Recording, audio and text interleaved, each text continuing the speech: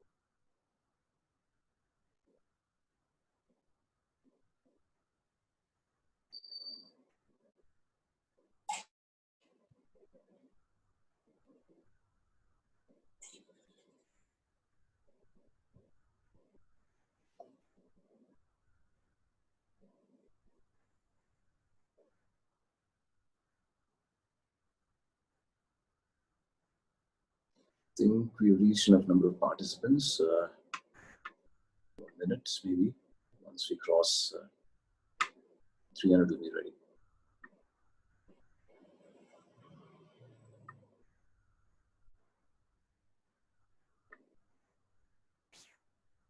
So I think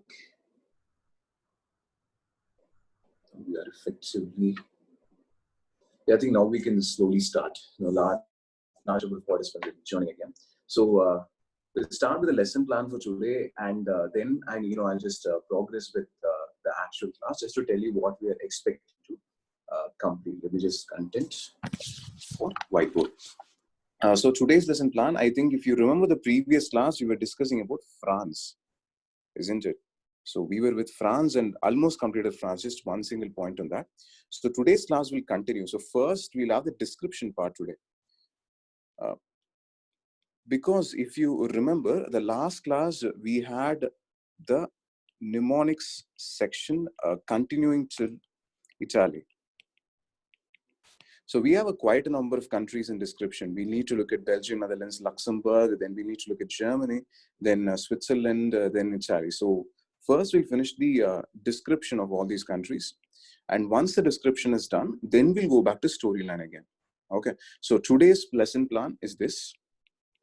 So after finishing a description of all these countries, we will go to the storyline where we complete both mnemonics and description for entire Europe.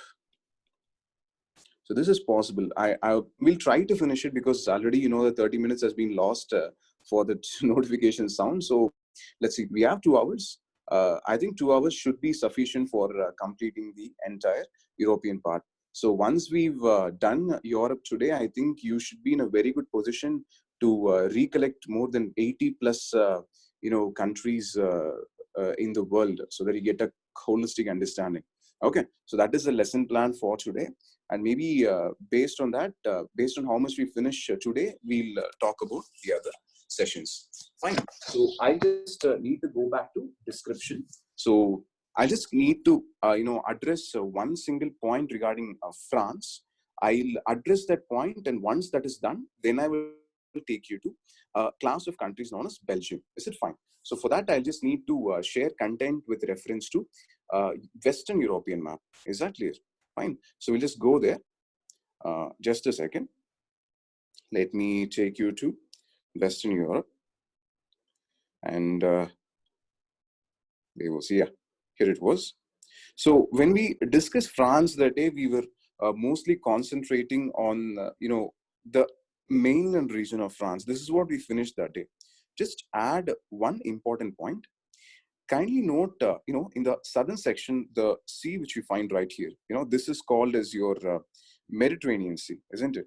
And in your Mediterranean Sea, you have many islands which belong to different countries. And France has an island here. If you note carefully, I think you'll be in a position to find this island. This island in Mediterranean Sea belongs to France. The island is known as Corsica.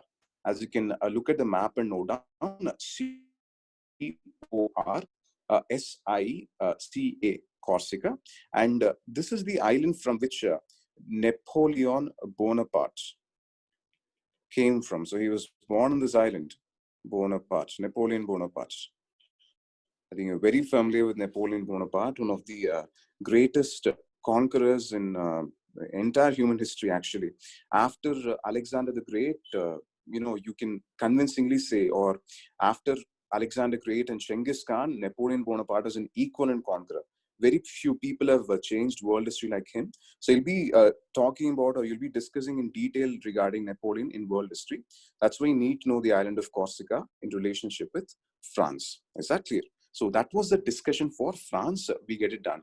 So if you remember the mnemonics, I think you will know. So you apply French oil, and after applying French oil, it becomes extremely allergic, isn't it? So I think you remember the allergy part. And after the allergy, there are so many germs. And that was our next country, if you remember, Germany. So we needed to start from Germany's description for today. And hence, I'm moving back to whiteboard right now. Okay, just hold on. We'll start description of Germany. Yep. See, whenever people talk about Germany, we need to understand a few things, which is very essential. Let me start with this. See, talking about Germany, just remember this country. It's the economic powerhouse of the European Union. You take Germany out of Western European Union, then Germany, without Germany, Western Europe is not a very big industrial region. You talk about industrial region, you're essentially concerned about the western part of Germany. The point in which I want you to appreciate is Germany had not really done well in the first part of the 20th century. You look at Germany's history.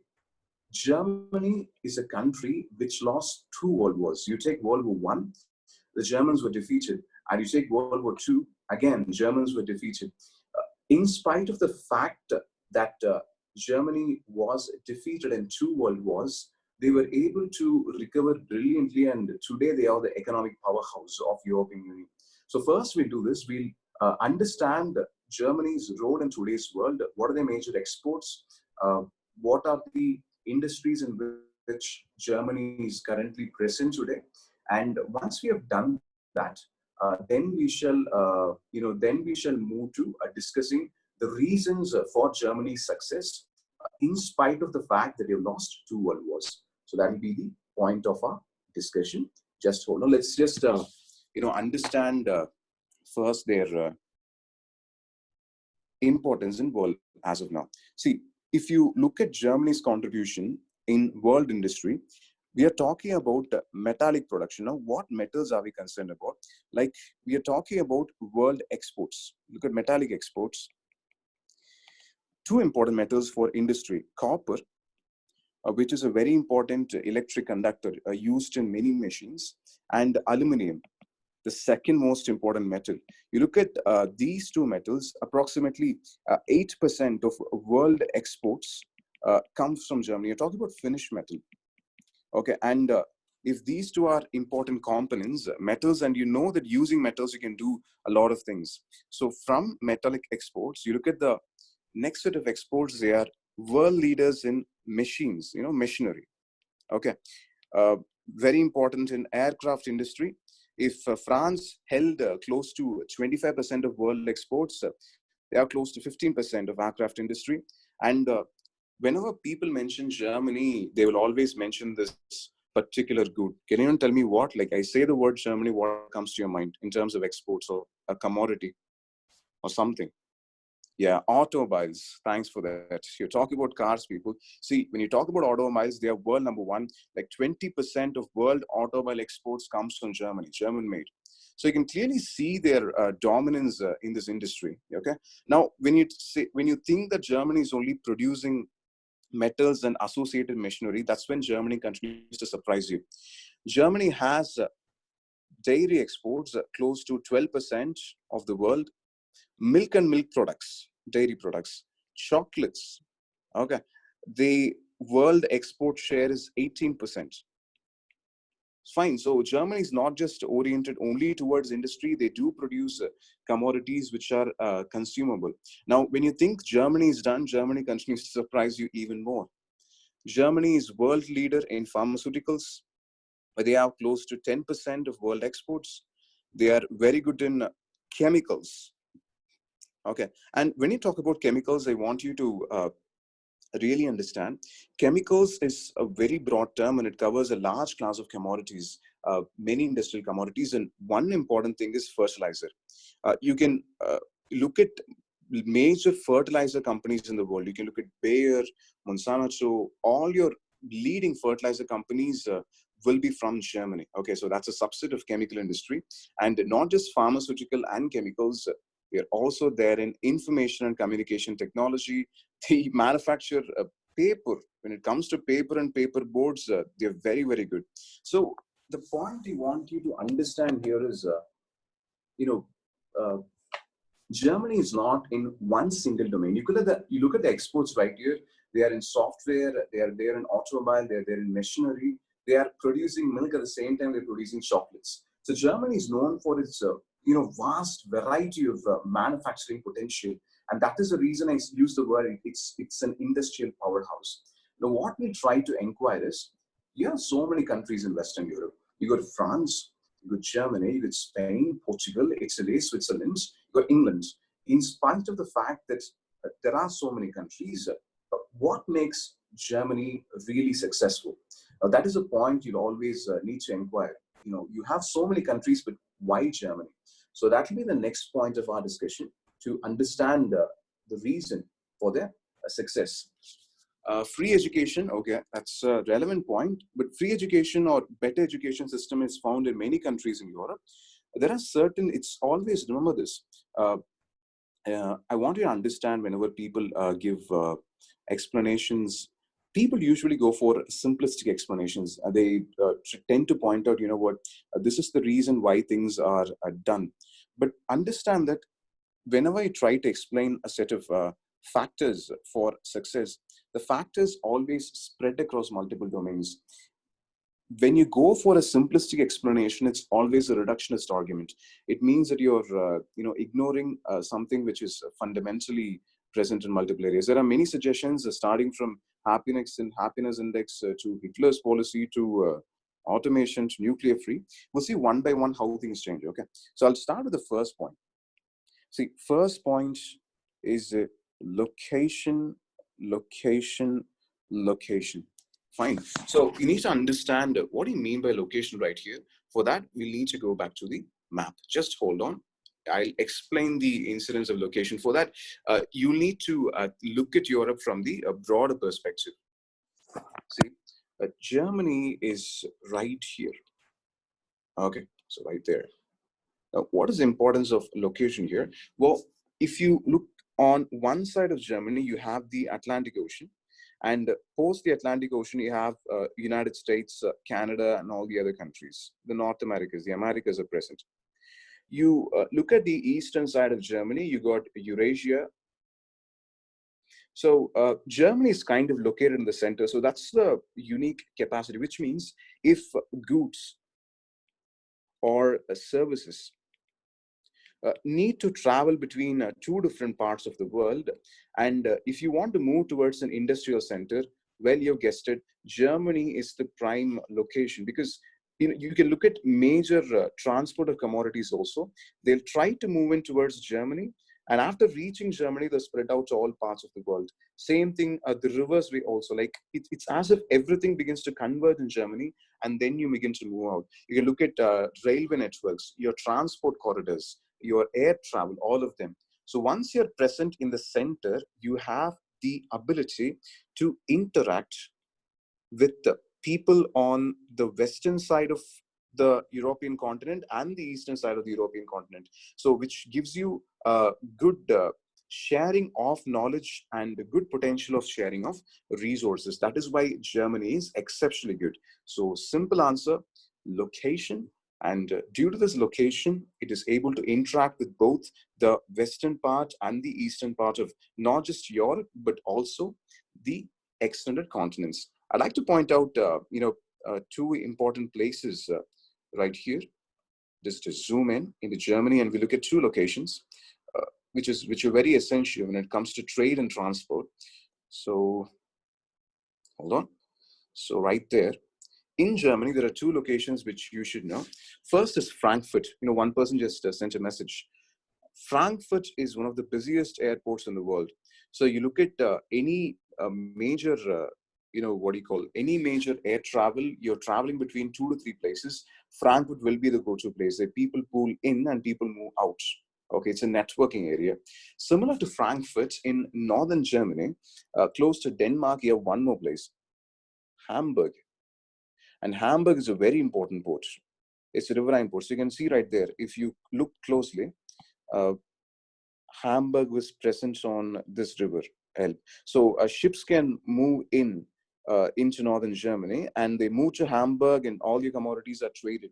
And through this river, if you look at it from Germany, you can enter the next country also. You can see that, isn't it? The river is moving so far here. So you have this internal connection which enables Germany to trade a lot of commodities. Ships can move in. You got the Rhine River, and along Rhine River, you see there are many ports which are built. So which means goods can move in and out of Germany. Okay, so this is your Rhine River. I think you remember Rhine River we saw with reference to France, and this river, I'll just write it in bold so that you understand. Elbe, this river. Okay, over which you can see that Port Hamburg is located. So the first point, as you could clearly see, is location. Okay, location. That's a primary point with reference to Germany. So that's the first point. I think I just want you to note down the major airport, major port, and two rivers, helping connections. If you're ready, I think I'll go to the second point, and we'll understand why Germany works well. Okay, just give me a yes if you're done with it, and then I'll proceed further. Fine. So if you're ready, I'll proceed to the next point. Okay, I think you're done. So just 4 words, okay? Rhine River flows along 4 different countries. It's in Switzerland, it's in France, it's in Germany also. Okay, it's in France-German border. Is it fine? So Rhine is here. Rhine River, you can clearly see Rhine River is right here. Fine, this part is Germany. There's so much of trade. I think you remember, for France, we saw Rhine, Seine, Loire, these rivers we saw in the previous class. Fine, so Rhine is an important river. So if you're ready, I will proceed to the next part. And yeah, I've received many yeses. So I'll proceed to the next part. So second reason. So for that, we'll go back to the whiteboard again. So coming to the whiteboard. See, when it comes to important ports, you just remember Hamburg, that will be enough. Others are, of course, they are important ports, but Hamburg is the most important port. So first is location, which we discussed. And second is education. Now, when we use the word, what do we mean by education system here? Are we talking about free education? Well, we're not focused on free education. We are talking about one aspect of German education system, which is appreciated worldwide. We are talking about vocational training. What do you mean by vocational training? Now, if you look at the school hours in Germany, I want you to understand the school hours don't function as they do with reference to India. It's not that school children go to school at 8:30 in the morning, and then they go, come back at 3:30 p.m. And then after 3:30 p.m., they go back to tuition center at 5 or 5:30. They spend their time in tuition center till 7:30. And they do nothing after this. Maybe watch TV or so on and so forth, and again go back to school. Now, this is the Indian system. which corrupts our minds. Okay. Corrupting meaning I'm just saying that we really don't develop any set of skills in this type of methodology which we use in India. This is highly ineffective. Now, what do the Germans do differently? Well, in Germany, most of the schools function for half a day. Okay. Now, when I say half a day, please don't get excited. It's not that schools open at 9 a.m. in the morning and they leave you by 12. It's that they only have the morning session. Mostly they start at 7 a.m. and they close the schools by around 1 p.m. So by 1, your school is done. That's all. It's over. That's it. So if you go to school only for half a day, what do you do the remaining part? Well, that is where your training section comes in. Okay, see, picture this. Let's see how you can create a huge revolution in the industry. The school child may be 12 years of age, 13 years of age. And let's say that in the morning, I teach you physics, I teach you mass, I teach you inertia, I talk about the importance of kinetic energy, so on and so forth. So that's the theoretical part. The problem with the Indian system is that there is too much of theory, but in terms of practice, you don't do much. After finishing your school, they go back to their homes, and after they have their lunch, they start their employment in any sort of training. It can be very simple, like working in a garage. Fine. Please note, I'm not talking about child labor. No, I'm not talking about child labor at all. You're talking about training the individual in some sort of skill development, which will be helpful for him in terms of employment once he finishes school, because it is up to him what type of vocational training he takes in. So whichever industry is interested, he might be interested in something very simple like watchmaking. He might be interested in gear function. How do I design cycles? How do I design machines and so on and so forth? Maybe he's interested in inorganic chemicals. So maybe he goes to a lab and he works there. So because of the vocational training part, right from the teenage, people get exposed to how things are done in the industry. So think about it. I teach you soap manufacturing in your class, okay? And then you go to a chemical industry and you visually see how chemicals are getting processed. So once you look at the practical part, you go back to your school tomorrow morning. And then when you learn your subject, you learn in terms of application. That is how it is done. So education system is more holistic, where equal importance is placed in both training, that is your vocational training, and your theory. So you got theory and practical together, not how practical exams are conducted in many Indian schools. And I'd rather not comment about Tamil Nadu. I definitely not comment about Tamil Nadu. So when you talk about education and success of Germany, it's about the success in vocational training. So that was point number 2. Now coming to third and fourth points, just to move ahead, how have they really captured the world's imagination? They talked about health. Yes, health is something which is very common for many European countries. Something special about Germany is they focused on capital goods. See, in economics, there is this classification. I think maybe it was handled just the idea. Capital versus consumer. Okay, so Germany is more oriented towards producing capital goods. Fine. So when you talk about capital goods, you're focused on machines which create and not machines which are consumed. Is it fine? For example, let's take something called as a car. Fine. You break open the car will have a large amount of smaller and smaller components. Let's take a tire, let's take your wheel. Tire. When I talk about the wheel, I'm talking about the metallic components of the wheel, the seat, the electronics which is inside the car, the music system inside the car, and maybe the wire connections and so on and so forth. So there are multiple components. Now, Germany is actually very good in functioning or manufacturing these smaller and smaller components, through which you can produce the larger ones. If I'm focused on something which is only the larger component, then the smaller components, I won't be having any say at all. So if you can manufacture the smaller components, then it's easier for you to assemble the entire thing. So you integrate the entire supply chain.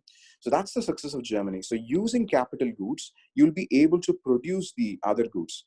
For manufacturing car, I need a larger machine. So they are focused on manufacturing machines, which produce your consumer goods. That's one of the reasons for success of Germany. Now coming to point number 4. So location, education, production of capital goods. Moving to point number 4, we are concerned about their legislation systems. You can talk about their labor legislation, their employment legislation. Compared to other countries in Europe, it is much more beneficial. Now, I want you to understand what this, what this means when we say labor legislation. See, when I say labor legislation, I'm not talking about that. If a company wants to fire a person, they can easily do that. If the company wants to move from or shift their operations from one place to other, they can easily do that. That's not the case I'm talking. It's about providing more flexibility for the industry to operate. I'll just give you one important fact. If you look at the number of hours which Germans work compared to other Western European nations, the number of hours are actually less. You'll find that the German number of hours is not like 18 hours or 16 hours a day. It'll be somewhere in the medium or low range. It's not that Germans are workaholics. Germans work effectively. So if you look at legislations in terms of both labor and employment, it is beneficial for both the company and the individual. So the proper work-life balance and everything is properly maintained. And that is one of the reasons for a success of Germany. Labor and employment laws. I'd like to add one more point, but I can't expand on it. Just note this down. Like you'll be in a position to understand this in economics when they teach you exchange rate. Just note this line alone. After euro was adopted, euro, it's the major currency in European Union. After euro was adopted, German exports became cheaper. So their export market kind of blasted. Okay, so this point I want you to understand, and later when they teach you in economics regarding exports becoming cheaper and exchange rate, you'll be in a position to understand. So you can note this word also in your, in the box. And when they teach exchange rate in your economics class, kindly think back to map reading and what we discussed. Okay, so we can say that these are the 5 major regions for the success of Germany. Okay, if we are ready, I think I'll go to the next set of countries. That was regarding Germany. Next set is an interesting set, very small countries. Okay, so once you've done the line, you got 1 response, 2 responses. So if you're ready, I'll proceed further. Okay, now moving on to the next slide, flipping over. So now I'm going to look at 3 countries. I'll introduce these 3 countries and then we look at the names. Benelux countries. Now, what do you mean by Benelux? They use the word Benelux to represent Belgium, Netherlands, and Luxembourg. So if you remember, bulging in Belgium, net in Netherlands, Lux is open Luxembourg, all 3 we would have seen. So all these countries are together called as Benelux countries. And Benelux countries also go by one more name. These countries are also known as low countries, L-O-W. Now, what do you mean by this word low countries? Are we talking about low population? Are we talking about low economic development? Are we talking about low literacy? Well, not all that. Economic development, spatial density, everything is very high in these countries. We are talking about an interesting fact. See, I'll just write it down for you. A significant proportion, very good, 1 person answered right now, significant proportion of these countries, some might be surprised, for some the fact might be very old, these countries are below mean sea level. Is that clear? It's no joke, it is actually true. Especially this country, Netherlands. Especially Netherlands, some parts of Belgium and Luxembourg also, they are below mean sea level. So automatically you would ask me a question. Are you joking? See, land is there. If the land is below sea level, automatically seawater will come to land. Okay, so how on earth are they talking about? Sea level means the water level in the sea. When you use the word mean sea level, MSL, you're talking about the world average. Is it clear? So when you say mean sea level, you're talking about the water level. When you stand on the shoreline and look at water. Okay. So the question should automatically be this, isn't it? So if land is below sea level, seawater should come inside water, I mean, inside the country, isn't it? So that should be the automatic question. Kindly understand, like this land which you see is Netherlands or Luxembourg, large portion of the Netherlands and Luxembourg were actually submerged inside sea. They were actually submerged. Fine. So over a period of time, they reclaimed land. Let me put it this way. So for that, I think we can go back to the map section and really understand where they're located. So that will be much, much easy for us. So you go back to Western Europe again, and here we are. Is it fine? So you can see this part. Belgium, Netherlands, and Luxembourg. I just highlight the region for you. This one. Belgium, Netherlands, and Luxembourg. So 3 countries together. Okay.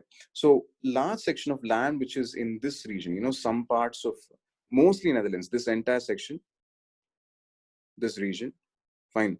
Some parts of Belgium, and very some parts of Luxembourg also. You have this section. Okay. Now you can ask me, sir, isn't it very far away from coastline? It is far away from coastline, but some elevations are actually below, so that the land is like this.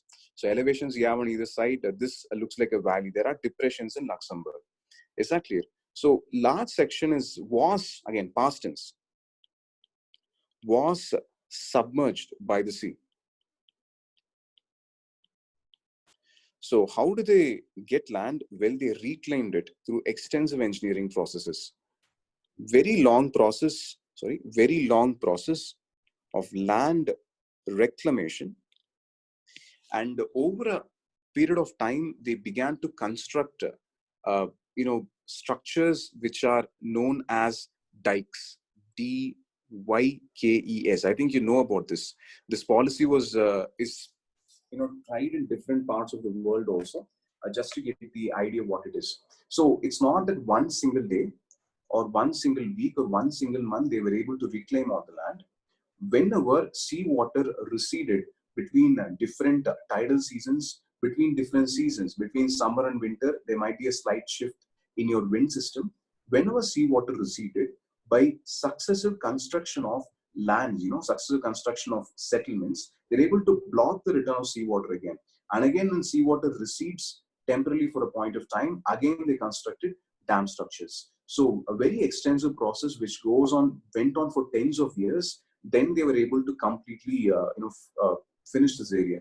Now, why are we studying this Benelux countries and construction of the so-called dikes as part of our class?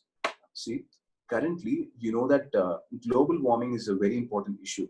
And due to anthropogenic global warming, large parts of the world will experience sea level rise. And once they experience sea level rise, they might get submerged. For example, you take India itself, you take Mumbai, Kolkata, and Chennai, all of them do face a threat of sea level rise. So if you look at the countries with technology and experience which can help you to combat sea level change, it is with Netherlands and it is with Belgium. So that is the reason we need to learn the technology from these countries, because these countries have been doing it for a very, very long time. And that is why you should understand their importance. So that is the idea of low countries for you. And once that is done, I will talk about the individual countries. I want you to understand this word again, DYKES, dikes. Okay, if you remember dikes, you're well and good. So now we'll go to the economic section and understand what are their important areas of export. And with these areas of export, dikes is the structure. There was a question. Dikes is the name of the structure. Name of the structure which prevents re-entry of seawater. Entry of seawater.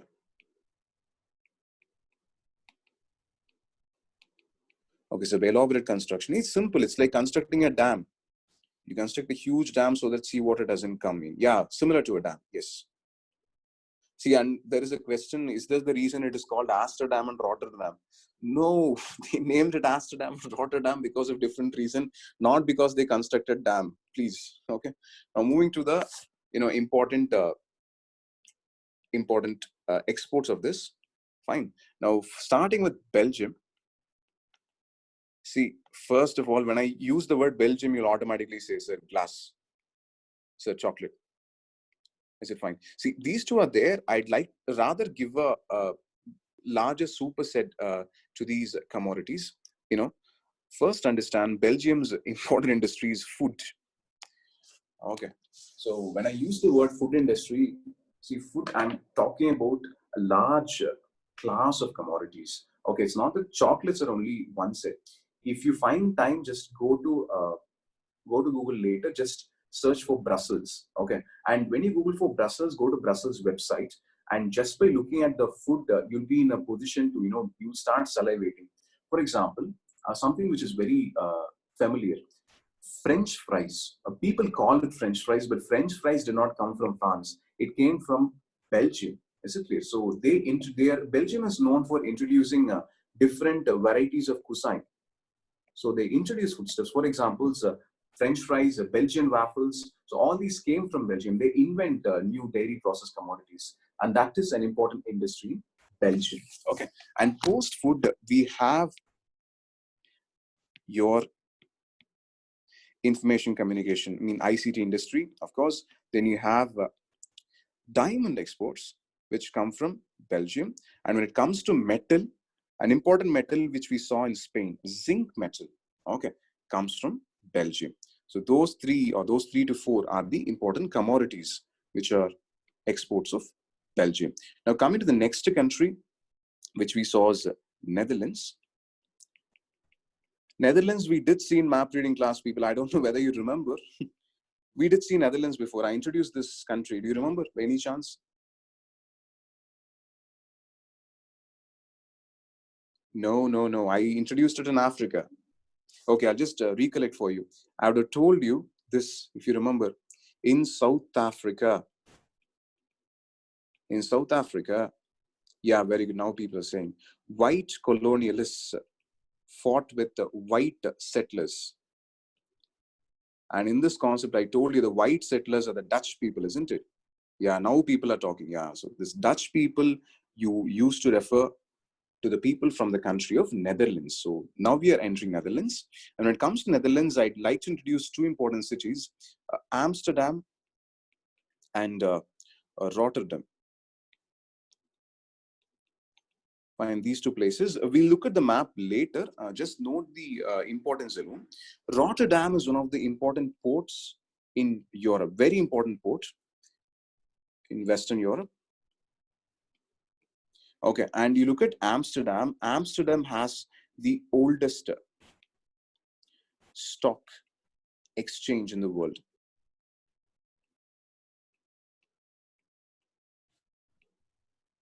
Oldest stock exchange in the world. So how is this relevant for example? There is relevance, people.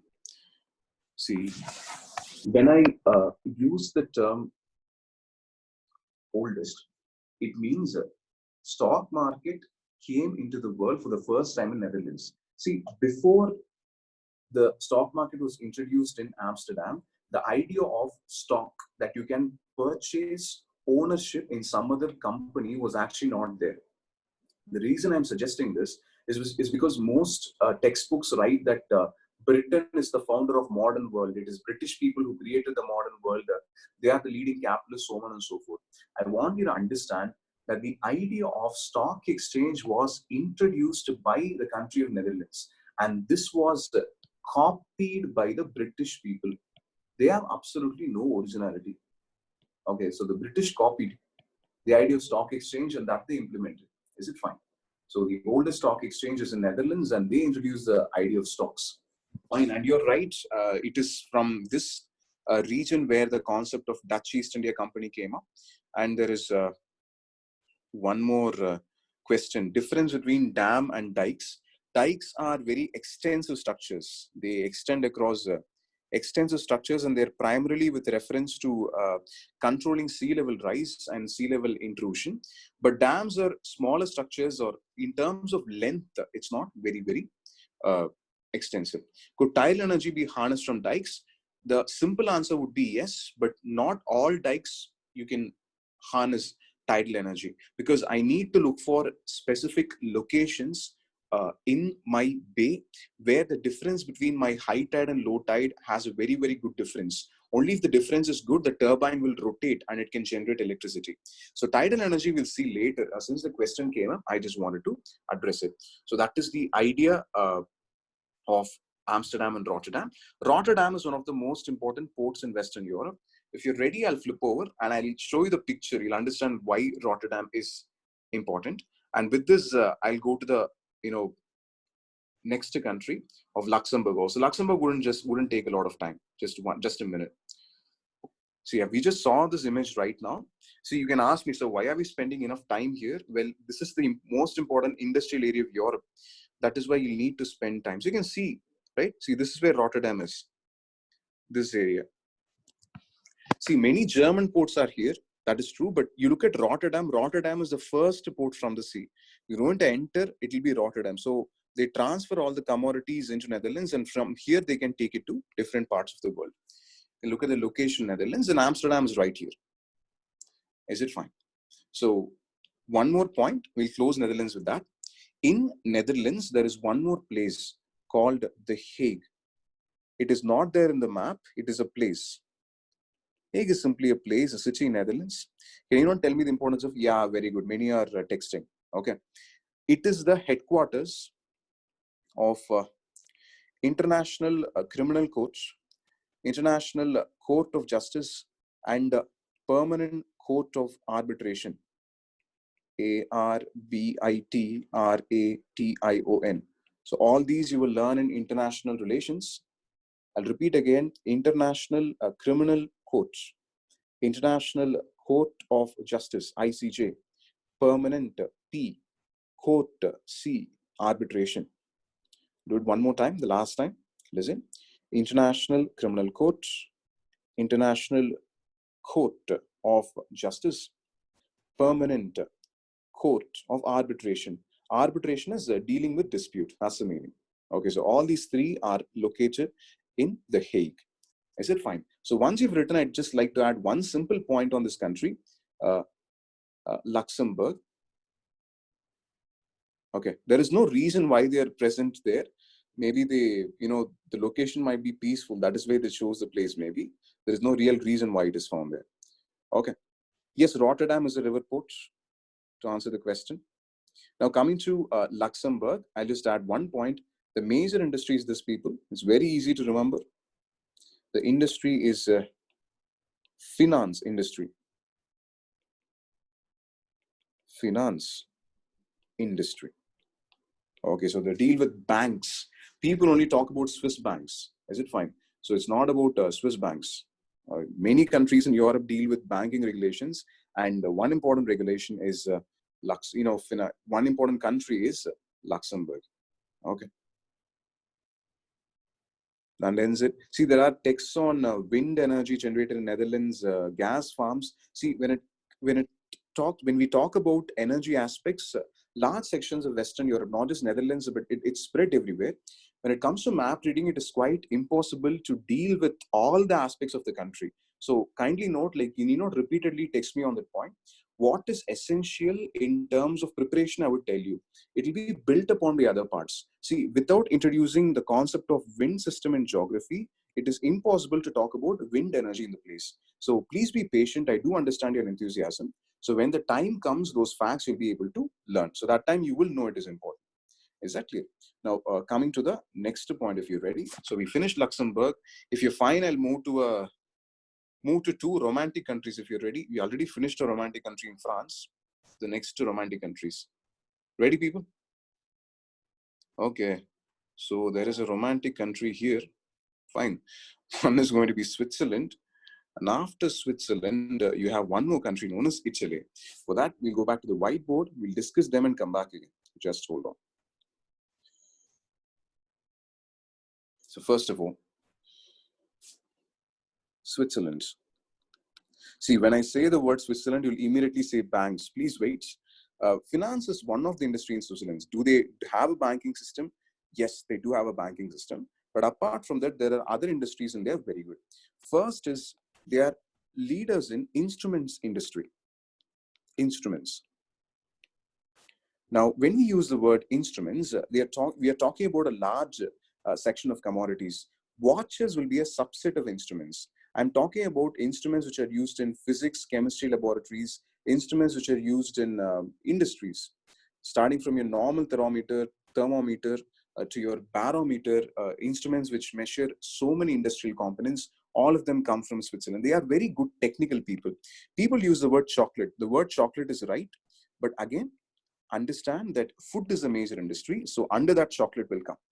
Okay, so finance, tourism, food, and I think you understand this, tourism. Tourism is a major sector. And of all these, I'll let you know one thing. Usually this is not talked about in when it comes to news. Fine.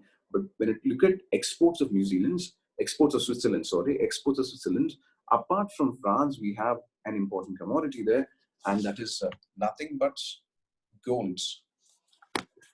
Okay, talking about finished metal gold, because this is strongly associated with the finance industry. So they are known for gold exports also. So they have so much of transactions. Is that clear? Fine. That ends the discussion on Switzerland. If you're ready, I'll go to Italy. There was one question on Amsterdam again. Maybe I'll look at Amsterdam at the last. Just don't want to interrupt the flow, because once Italy is done, then we can go for the story part. I'll finish Italy and then give you a short break. Then we'll go to the story if you're ready. Shall I? Flip over? Okay. So coming to this country known as Italy. See, before we look at many places in Italy, I'll tell you like what are the two important things we'll start with. We'll start with present day exports. Then we'll go to history of Italy, then we look at important cities. So 3 parts. Fine. So part 1. So what are the exports of Italy? See, just remember this. Italy's exports is as complex as Germany. Fine. They have exports in many commodities similar to Germany, but there is one big difference. Fine. So what is a big difference I'm talking about? See, it is true that Italy has many commodities which is exported similar to Germany, but the problem is the size of Italy's economy is only 1/3 of Germany. So do they have exports? Yes, they have all the exports. But compared with Germany, it's only 1/3. That's why Italy is not a major player. So you ask me, does Italy export chemicals? Yes, Italy does export chemical. But is the chemical company in Italy very famous? No, they're not a very good exporter. Fine. So just remember Germany's exports. Just understand that the size in Italy is very, very small. I'd like to point out to 2 industries in which they are good in world level. First is leather. Is that clear? Silk. Fine. Wine. Okay. So these 3 are the major things. They're also good in ceramics. Fine. So these are things, and you see the why these commodities are not big. If you ask me, see, picture this. You are manufacturing an automobile. Is it fine? Automobile has a very, very big value when you compare something like silk. Silk is not of that big of a value. See, when you talk about ceramics, ceramics is commodities which are produced from primarily from soil. You know, your pottery, something like that. Ceramics industry. Is that clear? Fine. I'm talking about economy size, the industry size here. When I say 1/3, I'm not talking about area. Industry or the economy size is 1/3 of Germany. Okay, not the size. Is it clear? So these have lower value when compared to the automobile. That's why these really do not have much of an impact on the world stage. That's the economic part. If you're ready, I will go to the history part. Shall I flip over? So 4 parts. Yes. Okay. Now, see, I know that many requests are coming for Switzerland cities itself. Please hold on. Like when I go to the map we'll be in a position to understand. See, I can understand when like you're texting, sir, Ferrari is there, Lamborghini is there. I'm telling you, when it compared to Germany, the value is 1/3. Like in terms of value, see, you look at a automobile company which can manufacture, which something which spreads across many countries and many ranges. I'm talking about the rich, then you have the middle class, then you have the poor. So you need to make sure that you manufacture your what do you call, your automobile for which can reach all these three types of people. You take Ferrari and Lamborghini, it's not something which is mass produced. Is that clear? You take the other companies, that will be the case. Like German brands are widespread to multiple economic levels and income levels. So I just request you again, please be patient. Okay, like I can get to the next point, only if you allow me to get to the next point. There are multiple messages today. I do appreciate your interest, but please be patient. Once I finish the country, and still you have doubts, then you can ask me. I haven't even went to the history of Italy. So please be patient, and then we'll proceed further. Okay. So now one person is texting again, Volkswagen, Lamborghini comes under Volkswagen. So it is part of German concern. Please be patient. Then we'll proceed further. Allow me to complete Italy. Okay. Because I have a lot to speak on, especially the history part. This will be essential for your world history. So talking about history of Italy, I think most of you know about civilizations. See, certain civilizations are the impact of those civilizations is very extensive. We saw one civilization with reference to your Nile Valley, that was your Egyptian civilization. Now, similar to Egyptian civilization, one civilization in Italy which expanded across so many domains, and even today it has its impact, is the Roman civilization. So some words on the Roman civilization. The Roman civilization. Even today, if the Italians have this huge ego, that once they ruled the world, it's part of Roman civilization. Okay. Now, why is Roman civilization considered essential? Because this empire, or Roman civilization or empire, covered 50% of Europe. And it also had parts of North Africa too. Parts of North Africa. Is it clear? So why are we saying 50% of Europe, and why this number is important? See, Europe is an extremely complex country. It has many mountains. We'll see it in the physical map later. I just want you to understand. So many mountains are there. Whenever you have mountains, it's very difficult for invading armies to go through mountain passes and then come to the other country and then fight and win over the other country. It's very difficult because once you cross the mountainous terrain, once you cross this area, the climate, food, all the aspects will be different between country A and country B. So for country A to cross the mountains, meet country B, and then defeat country B is very, very difficult. But Roman Empire was able to achieve that. So 50% is actually a very, very good number. No other empire has done this before. So that is a success of Roman civilization. Now, so at the height of the power, so let's say your y-axis is time. Is it fine? So at the height of their power, Roman civilization covers a large area. After that, Romans begin to break down because of the attack of one important entity. Okay, so their empire broke down. So why did they break down? Like, you can call many factors as reasons, but there was one consistent factor: the barbarians. We'll deal about Ottomans later. That is with Eastern European Empire. We're talking about Western European Empire. Fine. So to appreciate what exactly is barbarians, we'll get this idea. See, if you want to imagine barbarians, please picture Kalakeyas. I think you all seen the film Bahubali. So in the film Bahubali, you will have a group called as Kalakeyas who attack Bahubali's kingdom, Mahishmati part 1, isn't it? So just imagine this. That is the picture you need to get the idea of barbarians. So barbarians, the problem is they really don't have proper strategy. See, if I'm a country trying to defend an attack from an external enemy, if the external enemy is another empire, I will get an idea about his weapons, I will get an idea about what strategy he will be using to come and attack me. So based on understanding my enemy, I will be able to prepare my defenses properly. Now, when it comes to barbarians, like it's pretty impossible to predict how barbarians will come and attack. We do not know with what they will come and attack. And most importantly, we don't know why they come and attack. Barbarians simply come and attack your empire.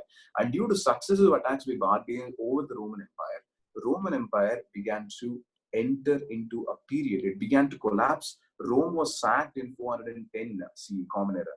So once Rome was done, Rome entered a phase which is known as Dark Ages. So enters Dark Ages. Okay, so initially you have the rise of Rome, then they enter Dark Ages. Now, what do you mean by Dark Ages, you ask me? See, Dark Ages is, they use the word Dark Ages to indicate a time period in Western Europe where you really did not have much interest in mathematics, science and technology, arts, so on and so forth. So if you ask a question, for example, there is a river and you ask the question, where does the river come from? Where does the river originate? It originates in the mountains. Now, where does the water present in the mountains? You ask these technical questions, why does water flow from up to down? They'll give you a simple answer. God. Why does water come from mountains? God. Why does plant grow? God. You get it? So religion becomes very powerful. Christianity becomes very powerful. The church is very powerful. Like the spirit of inquiry into arts and science and mathematics simply begins to wane down. You don't have the patronage of kingdom also. So that is what is called as Dark Ages, where you have this feudal setup and scientific growth is simply absent.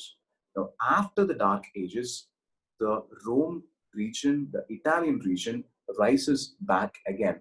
And for that, they use this terminology. You'd have heard this terminology in many places, the Renaissance. So what do you mean by Renaissance? It simply means rebirth. Is that fine? So the time period which we are talking about is the 14th and 15th century. So in this region, Italians begin to rediscover, because they've already done a lot of things, they begin to rediscover their interests in science, art, etc. And that is a time period where they rise back to power again. I think you will know these two important personalities. Two personalities, and I'll write it down. Leonardo da Vinci. This you're very familiar, I guess. Da Vinci, and you would know this more individual, Michelangelo. One of the exceptional painters and sculptors, Michelangelo. So these two are important personalities who are part of this Renaissance, greatest artists ever, and they lived in this Renaissance period. Now you would ask me a question. Sir, I have a problem. Okay, now, what is the issue? You definitely ask me, sir, what is the reason I should talk about something which happened 14th and 15th century? We are discussing about something 400 years or 500 years earlier. Why should we be concerned about it? See, the improvements which Renaissance introduced when it comes to art and architecture, you can look at, let's say today you're starting to learn painting. Let's say today you're starting to learn any art form. It might be painting, sculpture, poetry. It can be literature. All those parameters, the influence of these scholars are very extensive, that the methods which are used in Renaissance is actually practiced even today. For example, Da Vinci introduces a particular method, how to integrate the optics in painting. How do you create shadows? And let's say Michelangelo introduces a particular style in sculpture. The styles which are introduced by those individuals, they have the impacts even today.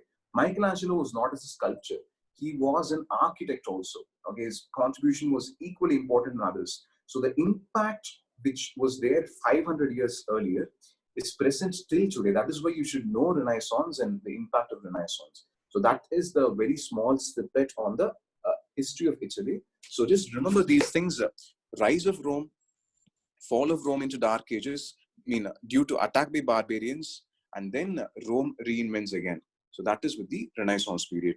Now, if you're ready, I will take you to the map again. Then I think I can introduce the cities. And once I introduce them, then I will take up the, parts in, parts in Switzerland also. Then you can have your break. If you're ready, I'll go to the map. Just look at a few locations.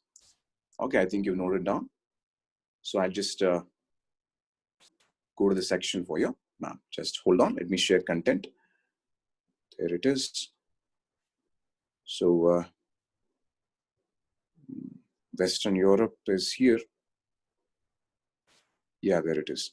Okay, fine. So this is the city of Rome. You can clearly see it, city of Rome. And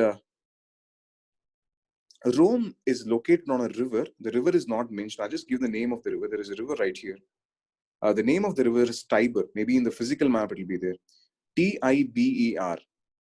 River Tiber. So River Tiber is the river which feeds the city of Rome. Is that clear? Now, 2 to 3 places you should definitely know if you're talking about Italy. Milan is right here. Venice is right here. And Naples is right here. So just one small points on this. Milan is one of the fashion capitals of the world. I introduced a fashion capital concept in the previous class. I think you remember the first fashion capital. It was Paris, isn't it? So there's a second one. Okay. So coming to Naples. So why is Naples important? Well, I think you all know this one. Pizza. Is it fine? See, actually, pizza attained its final form around the 17th or 18th century in Naples. So that is the time. See, this is the impact of westernization I'm talking about, people. Back then, pizza was found. Look at the size of Naples. Look at the size. And it's a very, very small town. Pizza is a dish which was present only in the city of Naples. Now, pizza is there in every street in Tamil Nadu. Okay. That is the importance of, that is the impact of westernization. We talked about globalization, westernization. Fine. Now, coming to Venice, why you should know Venice? Well, like hands down, which is agreed by most historians as the most beautiful city in the world. Most beautiful city. Like it is agreed by most scholars and historians, even though there are debates.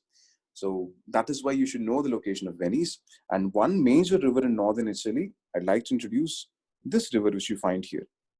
You'll find one here, isn't it? This river. This river name is very simple to remember. 2 words, Po. That's all. P-O. This river. Yeah. P-O. That's all. I'm not joking, people. That is the name itself. Po. That's all. P-O. Po. That's the name of the river. Fine. So, yeah, 2 rivers here. River Tiber, River Po. We saw a few rivers in France and Germany also. Fine. If you're ready, I'll proceed to the next point. You just need to look at 2 more things. Okay, fine. It's moving. If you're ready, I think I'll go down. I just need to address one more section here. Fine. So now I'll go to the last section, and I think this should be a very interesting part. Because most of you have seen this famous film. I think you'd know that also. There are we. There we are. The place we are talking about is this. When I introduced the islands of France, it introduced an island known as Corsica. There are 2 islands of Italy in southern section. One is Sicily. You can see the Sicily, Sicily, and Sardinia, Sardinia. Sicily and Sardinia. These are important islands of Italy. Okay. I'll repeat the point on Naples. I'll repeat the point on Venice. I'll take the question. Hold on. So why are we introducing Sicily and Sardinia? One person already texted correctly. See, I think you would have seen this film, Godfather. See, I am not talking about Ajit Kumar's Godfather. See, Mr. Ajit Kumar's Godfather is a Tamil film. Okay, I am talking about The Godfather, the film on Italian mafia. And, the film is actually some parts of the film were shot in Sicily because Sicily is the region where Italian mafia is present. So I want to clarify this. Sir, is it true that Italian mafia operates from Sicily? Can we say that is the island of Sicily the most important place? People, what is shown in the film is not completely false. Sicily is the place where the concept of Italian mafia started. And even today, I'm telling this fact, this is true, even today, mafia is very, very strong in Sicily. I'll tell you this point, like there is a metaphor in Italy. Listen carefully, look at the map. I'll just draw the outline. See, if you look at the map, I'll just try to put this like this. I'll draw a leg, okay? So a man is there, and this is a man's leg. Is it fine? So this is a rock, and this rock is tripping the man out. He's going to fall down, isn't it? See, that is the way people portray Sicily. Look at the structure of Italy. Italy looks like a leg, isn't it? Look at the structure. It looks like a leg. And this looks like, so they call this the boot. Is it fine? So this is a boot. Boot. And this is the stone. This one, right here. The stone. So they just say that entire Italy is falling down. Okay, it is falling down because of the Italian mafia, because the mafia is very powerful. The mafia is trying to completely destroy the Italian exports from Italian economy and so on and so forth. This is a metaphor which they use, and to an extent it is true, because if you look at Italy's development, the northern part of Italy is very, very good. North is very well developed, but you look at southern part, southern Italy always has some conflict due to mafia. So Italy can be divided with reference to north and south. Is it clear? So I just wanted you to give this metaphor. So that's what is Italian mafia. Okay, that will be a very extensive discussion, and maybe we can deal with that later. You can send me an email. It's very difficult for me to explain mafia in few statements. So that is the topic with reference to that. Now I'll just finish with this point, then I'll give you the break. So one person asked me the importance of Venice. Venice is the most beautiful city in the world. That's what most historians say. Okay, beautiful city. So please, we see already we are having only a 2-hour session. So please don't go away so far. So take a 5 minutes break. 5 minutes. Okay, just 5 minutes. And then we'll continue with the storyline, because we didn't see any story at all. Now we're going back to story because we finished Italy. Switzerland is there. So after Switzerland, we'll go back to story. 5 minutes. Is it clear?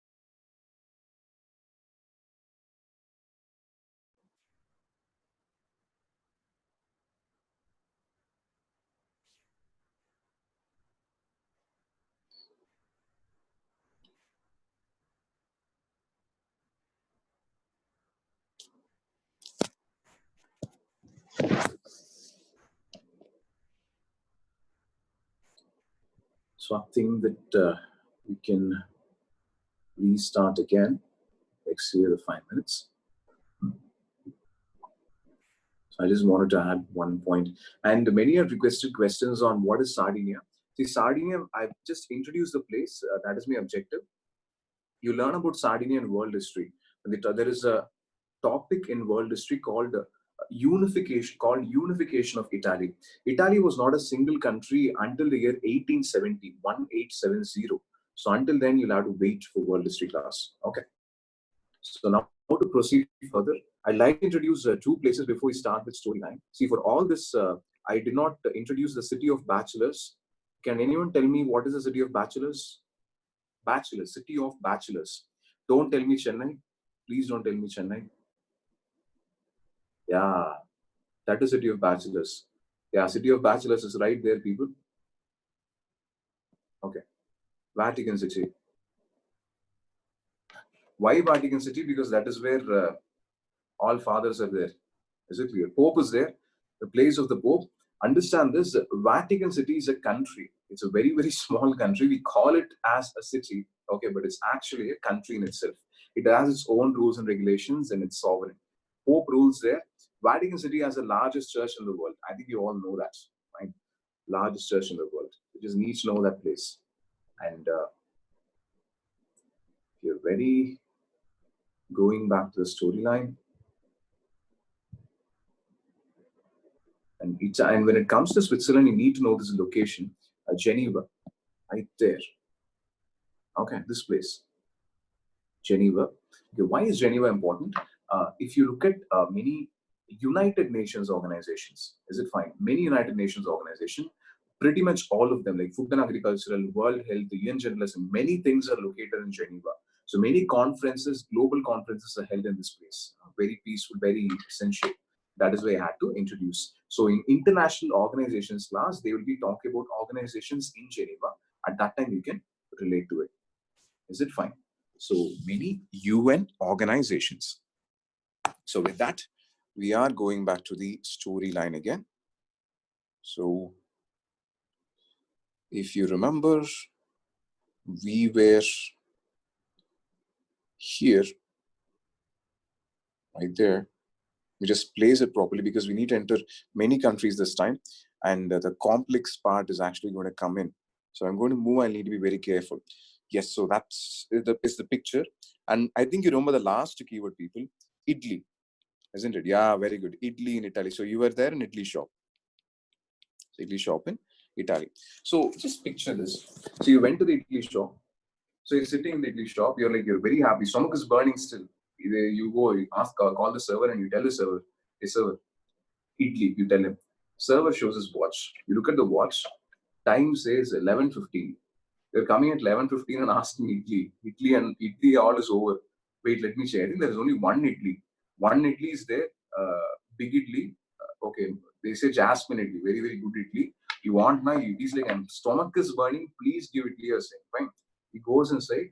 Only one Italy is there. A very only place is the Italy. But okay. So eat Italy. Put chutney. Put sambar. After this much big Italy, you're going to eat idli. That is your problem. When you close your eyes and when you're going to eat idli, something snatches that idli from you, runs away somewhere. You get it? Now we need to see what caught the idli, who stole the idli from you. Is it clear? Well, the person who stole the idli from you was ostrich. What is the keyword here? Ostrich. And you guessed the country correctly. Find the country here, Austria. Ostrich in Austria. Is it clear? So you're really angry.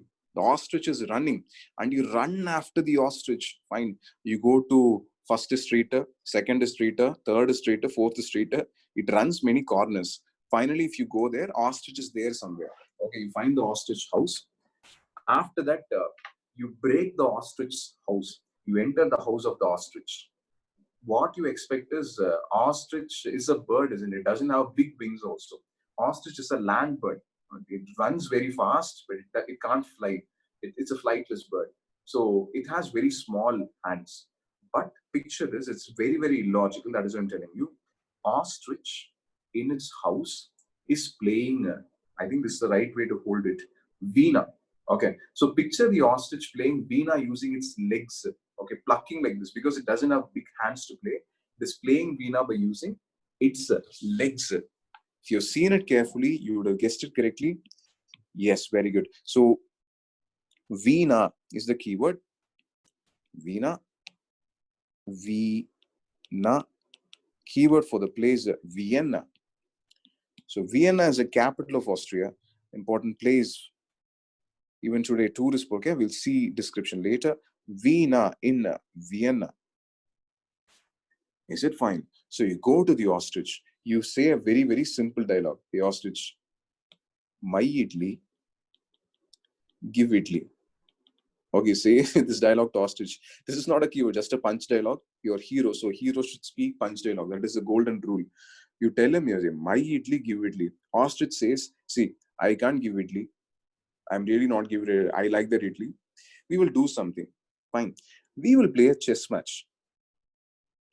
And if you win the chess match, I will give that idli to you. Okay. So you sit on the board. Okay. You play with the ostrich. Ostrich is a very, very big bird. Okay. Play with the ostrich. You are the only human being to lose the match with the ostrich. Fine. Whenever a chess match gets over, they use this word, check. Checkmate, isn't it? Check. Yeah, guessed it correctly. So check in. Look carefully. Czech Republic. There's a country right here. Czech in Czech Republic. So play chess match with ostrich. Lose the chess match. Czech in Czech Republic. Is it clear? So that is the idea. So it normally happens, isn't it? Once you lose something, you'll be very, very sad. Fine. So you're very sad. Next keyword coming up. Since you're sad, you are walking slowly. What are you doing? You're walking slowly. Yeah, very good. Okay. So slow walk. In this country, Slovakia. Look here. Slow walk. In this country, Slovakia. Fine. So very close by. See, it used to be a country called as Czechoslovakia, but that was, several decades back. Then the country broke into Czech Republic and Slovakia. So it's a broken country right now. Czech Republic, Slovakia. Ready? Shall I proceed with the story again? Okay. Now, picture this idea. Since morning, you have not eaten anything, isn't it? Since morning. And stomach is also burning very severely. Okay. So you're really hungry, very hungry. Yes. Very hungry since you have not eaten. Hungry in Hungary. There it is. Hungry in Hungary. Because you have not eaten anything. Is that clear? Hungry in Hungary. Now, imagination. See, when you're really hungry, you don't mind what you're planning to eat. Whatever is placed on the table, you'll simply grab that and eat. That is the usual idea, isn't it? So picture yourself walking in a market, you're really hungry, you're looking here, market, so many foodstuffs are there, but you choose a very illogical food because that is what it will remain in your mind. Now picture this, imagine 3 to 4 feet cockroach. Cockroach? Okay, imagine a 4 feet cockroach. Is that clear? So I know it's a very irritable insect, but still. Okay, so such a big cockroach, brown color cockroach, very big cockroach, with the brown color wings, so that compound eyes, that antenna, all those things. Okay, imagine a cockroach. So picture this, you're standing right there, a 4 feet cockroach. Cockroach is a pest. The 4 feet cockroach is walking by. Is that clear? When the cockroach walks, you take a iron rod. Fine, cockroach does not see. Is it clear? Hit the cockroach, dish. Cockroach falls down. After the cockroach falls down, take the entire cockroach, lift the cockroach. Tom and Jerry, if you look at the cockroach, Tom and Jerry will eat the entire thing like this. So take the cockroach, fine, brown is very bad, imagine pink color cockroach. It'll be easy for you. So entire cockroach, eat the entire cockroach. You know, just how Tom eats a lot of food in Tom and Jerry cartoon. Why are we using this? Well, cockroach is a pest. Fine. And you're talking about a 4-feet cockroach. Budapest, you know, big pest. Okay, big pest in Budapest. That's the keyword. Look carefully. Cockroach is a pest. So big pest. You're eating a very, very big cockroach in Budapest. Budapest, the capital of Hungary. Big cockroach, big pest in Budapest. Okay. So I don't know how cockroach tastes because I haven't tried it. 4-feet cockroach does not exist in real life, so I have definitely not tried it. Maybe if I go to any Southeast Asian country or East Asian country where they, you know, eat insects, maybe at that time I can try.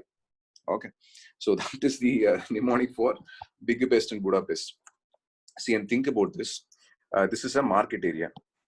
Okay, I'm not going to comment on China, man. Diplomatic controversy. See, let's say you're doing this in the front of the market. Such a big cockroach, eat the cockroach. So many people are there. All the people are seeing what you're doing. There'll be some stupid people who will take WhatsApp video of this nonsense and then post on social media for likes and comment only for them. Okay, those are stupid people who post those things. We are not talking about stupid people.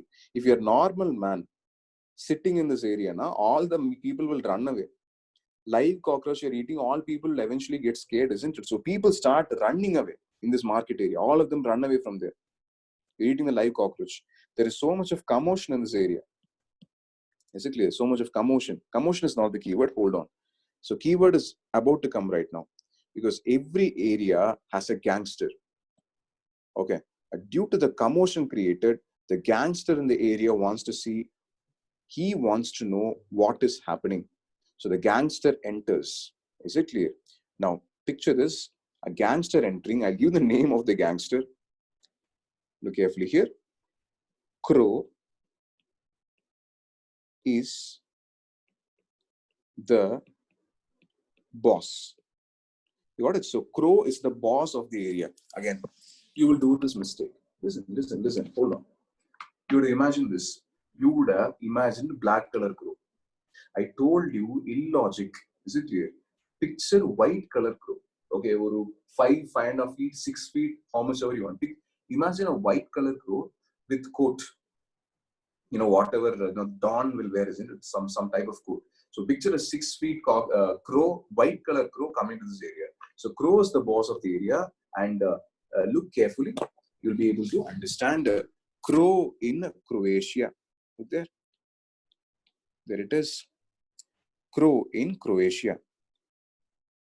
And this place, boss is there, isn't it? Crow is the boss of the area. Boss in Bosnia. See, it's a very big place.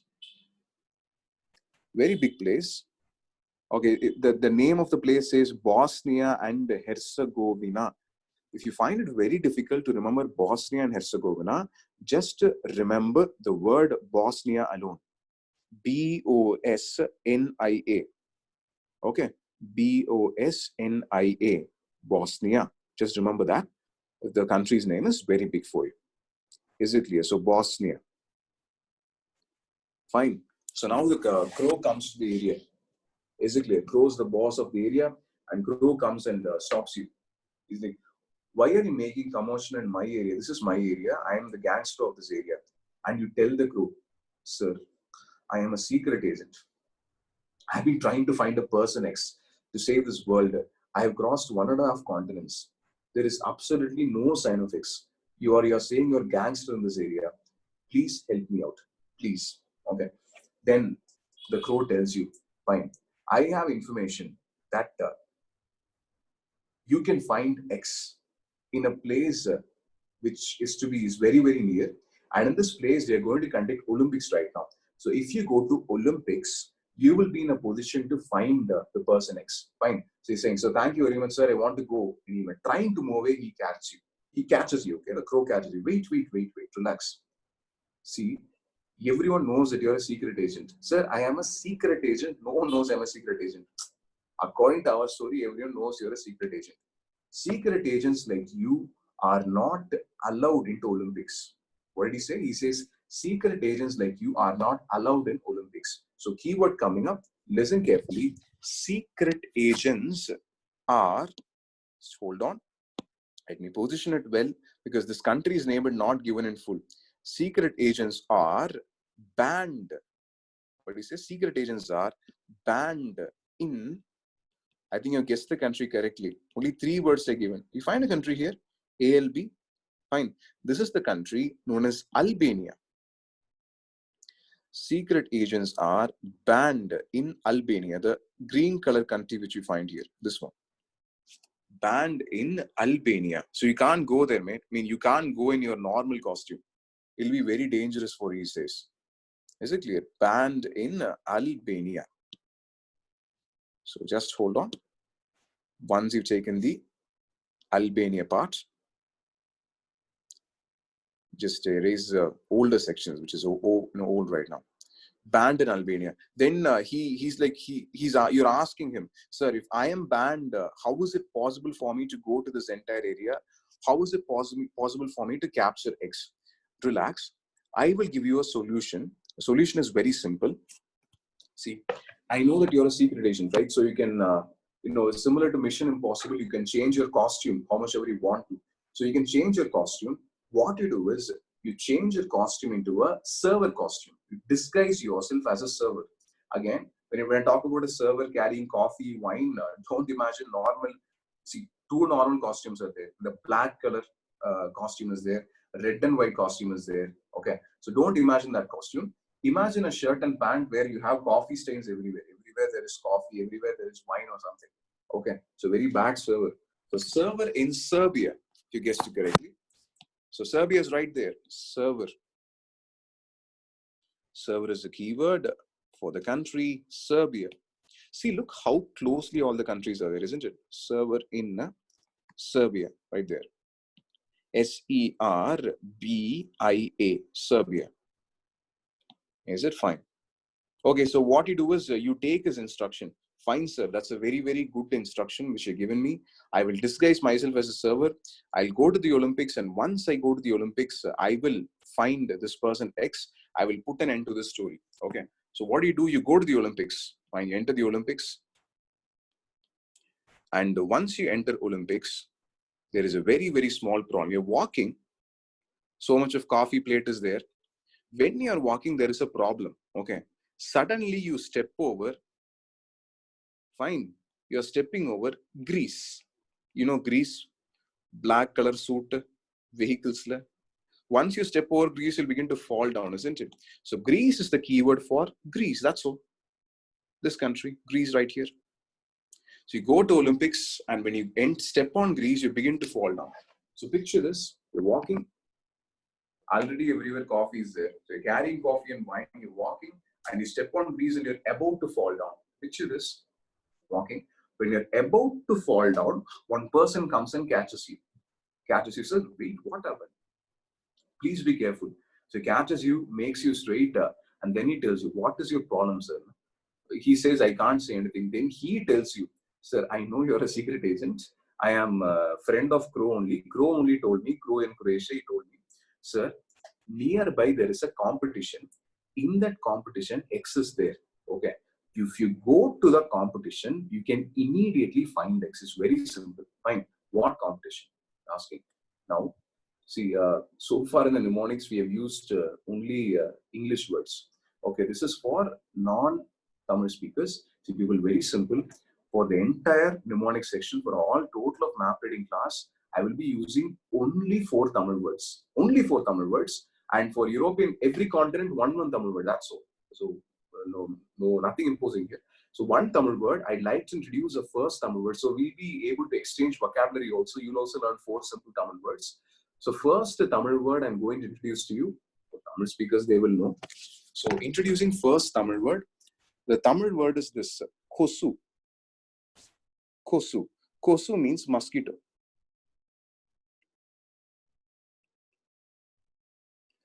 Is it fine? So that is a word I'm introducing. Fine. So imagine this. It's about imagination. Once you've done your imagination, then we'll move to the part where we try to explain the mnemonics part. Now, when I say, oh, really sorry, that was an accident, just hold on. That really blew things up. No problem, I'll just zoom in again. I'll write it again. There's an accidental touch. Problem with online class, if we were there on board, this issue would not have occurred. Anyway, we'll try to adapt. So I was writing this. Kosu means mosquito. Okay, I just wanted you to picture this. That's all. See? So what competition, when I say, you'll automatically say, sir, mosquitoes will be there. All mosquitoes we are going to hit there. So that competition, no, that is not the idea of the competition. Imagine 6 feet mosquito, very, very big mosquito, very big mosquito, thin body, huge proboscis. Okay, so big mosquito.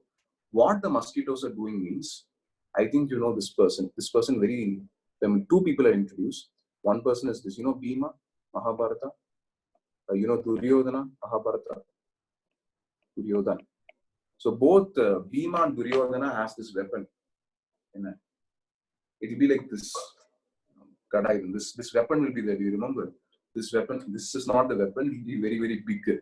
Is it clear? So that weapon is called as a mace. M-A-C-E. Is it fine? Mace. So that is the name of the weapon. So Duryodhana or Bhima will be having, big weapon. This much will be there. So the competition is this. Mosquitoes with wings are going to hit each other with mace. This will never happen in real life. Okay, so wings are also there. So competition is this. 2 mosquitoes are going to use maces and fights. Now I'll come to the keyword, people. Why I was torturing you for this? See, find a small light green color place here. Okay, that is called as, it's not very clear, I'll write it. Kosovo, this place. Kosovo. They were simply written K-O-S-O, that's Kosovo. And you find a place here, yellow orange, this one. They simply written the word mace, isn't it? The country is Macedonia. M-A-C-E-D-O-N-I-A, Macedonia. Is it fine? So Kosu in Kosovo, keyword mace in Macedonia. Is it fine? So mace in Macedonia. Now, excitement for you. Because this person has given crucial information. He has told you where X is there. Once you receive the information, you're like, thank you so much. I'm going to find X. So along with that table, so not along the table, what is this called? The plates. Along with the plate with wine and coffee, you're running very fast. You're excited to find X, but problem comes. You were not very careful. Once you started running, you hit a place, okay, then one person was sitting. When the person was sitting, all the coffee and wine you took note, all of them you pour it on the person. So person is there, everything is falling on him. Is it clear? Everything falls over him. You keep the plate away. After that only you look at the person. That person whom you poured all that coffee, everything, that person is a bodybuilder. So very, very bulky man. Is it clear? Bulky bodybuilder. He gets up. Only then you notice his face. Is that clear? His face is not a human face. He has the shape of a bull. Bull, cow, bull. Okay, so bull-shaped face. Is it clear? So that was the keyword, Bulgaria. Is it clear? So bull-shaped face. Bull face in Bulgaria. Is it clear? There it is. It's quite a big country. You can see that clearly. Bulgaria. Is it fine? Now he catches you. Okay, he's such a big person. Catches you. What is your problem? Why are you roaming here and there? He asks a very simple question. He asks you, why are you roaming here and there? Hold on. Yeah. Exactly. We use this word again, but this time we're going to use this for a country. Why are you roaming here and there? Roaming in Romania. See, Romania is a country. We use the word for roam also. That was for a city. This was for a country. roaming in Romania. Why are you creating problems? Now you need to create some sort of peaceful situation, because this person is a bodybuilder. One punch, game over, not solving case, you'll be dead, that's all. So you need to find something. So you need to introduce some symbol of peace. What is the symbol of peace? Anyone? Symbol of peace. Symbol. One person Google correct. One person has texted V. See, people. See, you can't. Dow is correct. Dow is in for next keyword. You can't do this in real life. Pouring coffee, wine on person. Then means after that. After that, going to the person and showing. You pour coffee and show this night, break your nose. Don't do that. Never do that. The keyword is dove. You know dove? Dove is white color bird, a symbol of peace. So you do Messel film, is it just magic? So you do Messel magic. Dove comes, white color dove, you fly dove away. You do magic. After the dove comes, you fly dove. Sir, I am a very peaceful person. See dove, white bird. So you just do magic because you don't know magic. So automatically you do magic, it will remain in your mind. Height of being illogicalness. So dove is a keyword for Moldova. Moldova, not Maltova. That is drink. This is Moldova, country. Moldova. Is it fine? Now, after you introduced dove, he's kind of convinced. He's like, okay, so you are a peaceful person. It is clear. Is it fine? Then he says, sir, please, sir, I'm trying to find this X. At least can you help me to find X? He's torturing me. I can't do anything. He says, relax. You're going in the wrong direction for so long. I will tell you what to do. Nearby, he says, keyword coming up. Nearby, there is a rainy land. Every time it will be raining, always raining. Okay. After the rainy land, there is a land of poles. You know, pole, huge vertical structure. Many poles will be there. So right now you are here. Okay. If you cross this area and go, you'll be able to find X. Simple keyword, people, coming in order. Rain in Ukraine. See there? Find a country here. Rain in Ukraine and pole in Poland. Okay, it's all about imagination, because this you need to drive it on your own. Okay, simple. So picture an area, he's telling you, so picture a land where it's raining, it's completely raining for some time. And after the rainy land, you see, okay, poles are there, huge vertical structures are there. Is it clear? So rain in Ukraine, pole in Poland. So you say, sir, it is raining. So if I need to cross this area, I need your help. So, he asks you what type of, help you will be needing. He says, sir, I need an umbrella, sir. It is raining, so I definitely need an umbrella. Please help me out. Bull says, this is the bull, huge horn. Okay, very, very big person. Umbrella not there. You do one thing, he says. You turn that side. Okay, so you're turning that side. So picture this. You're turned in some direction. Yes, you're turned some direction. Bull is on the other side. So you turn this side. Bull runs fast. You're here. Bull runs fast and bull hits you. You begin to fly in the air. Is it clear? So within one shot, what happens is you begin to fly. So for this, we'll use CGI. Okay. You begin to fly fast and catch the pole. And you thank him also. Thanks for the free ride, sir. So you're in pole. So you're jumping over different poles. So pole in Poland, pole in Poland, pole in Poland. Jumping over different poles. And then you see a huge bell. What do you see? You see a huge bell, very, very big bell when you're doing this stunt, which uses CGI. Yes, you have guessed it correctly. Bell in Belarus, a very big country here. It's a big one, actually, compared to the others. Bell in Belarus. So do a Jackie Chan jump from here, jump here and catch this. Okay, so bell in Belarus, you caught it. You caught the bell. Bell in Belarus. I told you, isn't it? All illogical things will happen in our story. It is happening. So you catch the bell. Well, now what is going to happen? So keyword coming up.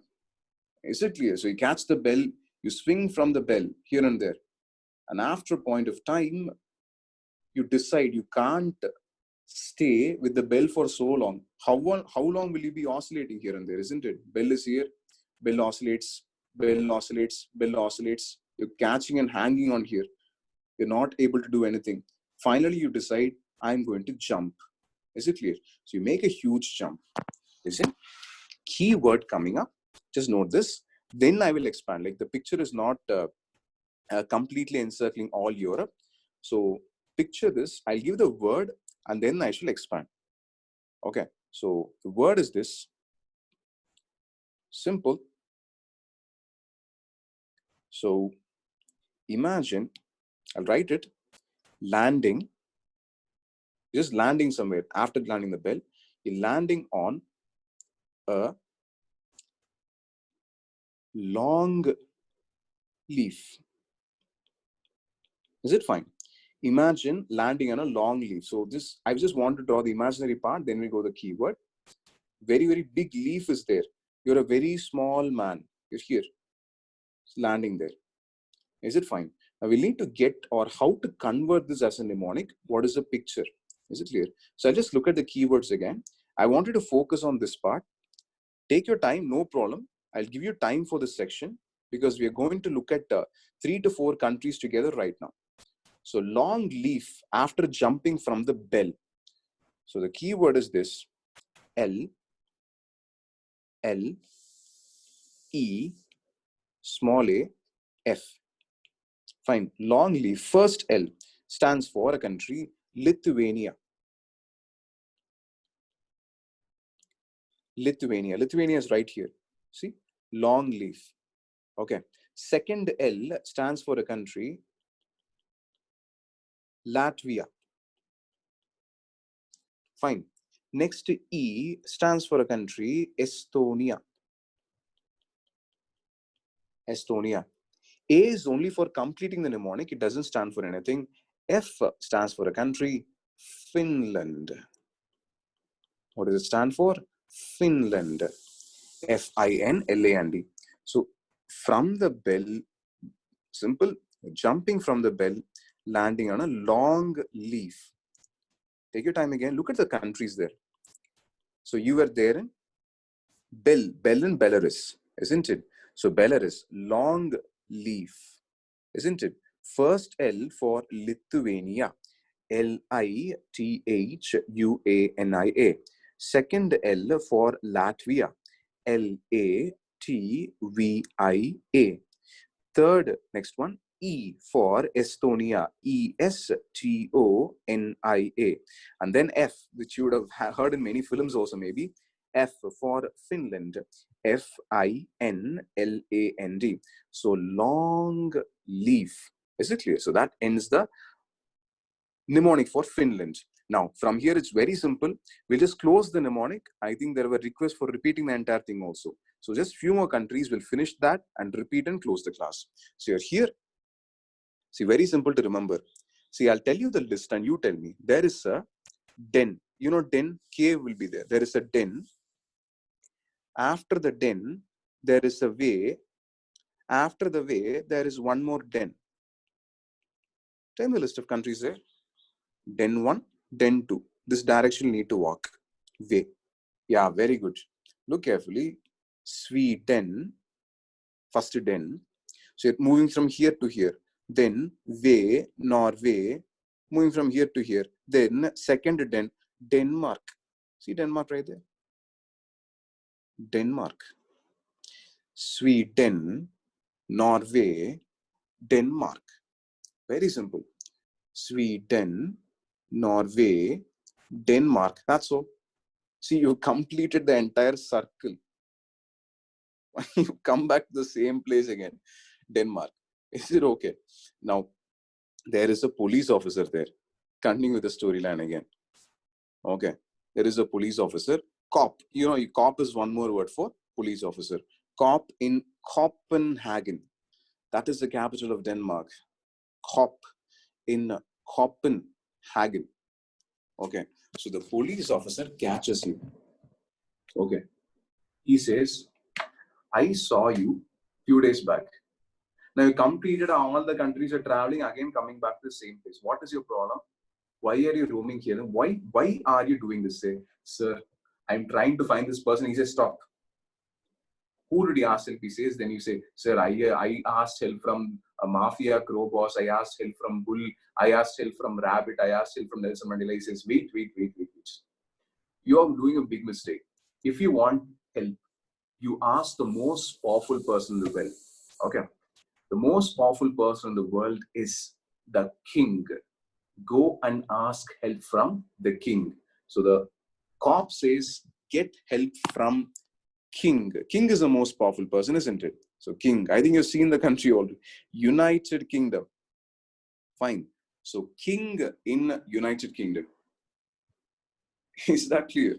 So now you decide, okay, fine. I'm not going to struggle anymore. I'm going to get the best help possible. I'm going to the king. I'm going to the king. I'm going to look him in the eye, look the king in the eye. I'm going to ask him help. You go to the palace. Okay. See, if you really ask the king proper help, king would have helped you. But we won't be proper. No? We will do some trouble. Huh? Screenplay, camera straight. Okay. So king is there. If you directly looked at the king's eye and then asked for help, king would have helped you. Fine. Picture this. King is here. Okay, king is here. You are here. King's daughter is at the back. Okay, or if you want to imagine king's son also, you can imagine. King's daughter is here. Properly looked at king and asked help, na, king would have given you help. Okay, what we did was, first we looked at king's daughter. Okay, so king's daughter is there. You're like, so king, let's say you are king, and king's daughter is there. So you're looking at me, I look at daughter. Once you do this in front of king, you know what king will do. King becomes really angry. Get the idea? King is very angry, very angry. Like, coming to my palace, you're citing my daughter. Okay, so keyword is this. You draw the king's ire. Okay, ire is used to refer to the word anger. That's all. You're very angry. Ire in Ireland. Is it clear?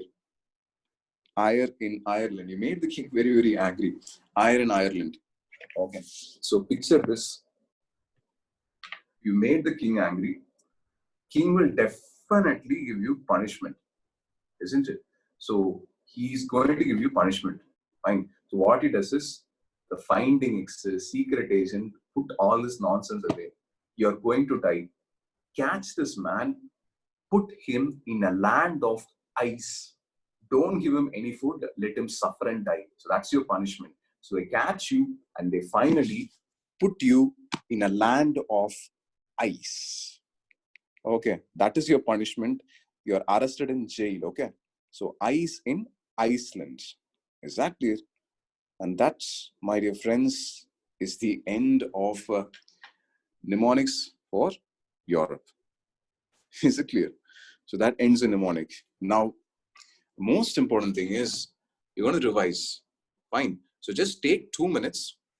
Don't start revising from Italy. That's not, just start. Don't start from Portugal. Start revising from Austria. Is that clear? Start revising from Austria. Turkey, okay. Turkey will be dealt when we deal with West Asia. Is it clear? So please hold on. I know that there are a few countries which are not part of it. We will revise the mnemonics. After revising the mnemonics, I'll tell you what countries we have left out also. No problem. Just take 2 minutes. Revise it. We'll do the storyline. After the storyline, I will tell you what countries you have left out. Then we will close the class with the lesson plan for next class also. Is it clear? So 2 minutes. We'll make it fast. Okay, just 2 minutes. Take your time, 2 minutes. Because, see, remember, when we do the mnemonics, we won't be using the map. So map won't be there. So I just need you to use your brain. Is it fine? So just, talk about that. Then I'll come to the map. I'll address all your queries. There are many queries which are coming up. I'll address all of them once you've finished the repetition. So 60 more seconds. Look at the keywords around. I'll stop sharing the map and then just do it immediately.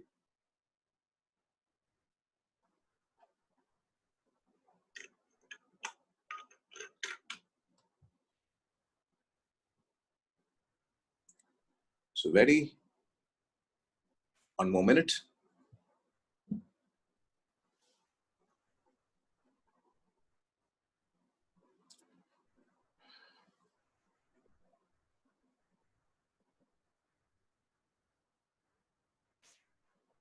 So 30 seconds down.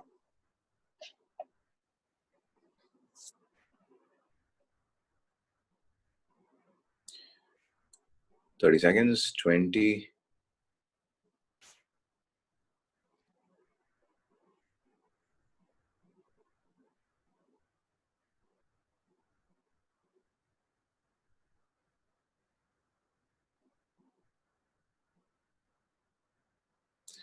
Five, four, three, two, one.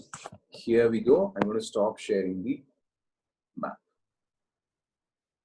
Now, this is the story. So if you remember, I will start from the first, get the entire, see, no problem. I want you to close your notebooks. Close your notebooks, just think about the map. It will be there in your mind.